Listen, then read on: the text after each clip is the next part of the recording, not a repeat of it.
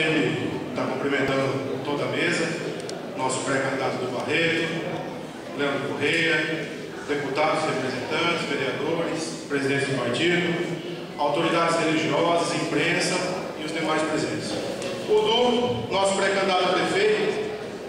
a gente não precisa falar muito, porque as suas atitudes, o seu trabalho já fala por si só, mas gostaria de dizer que a sua experiência, a sua competência, seu histórico político, a sua simpatia, a sua capacidade administrativa pesou muito para essa escolha do PP estar aqui hoje, o nosso grupo, apoiando essa ideia.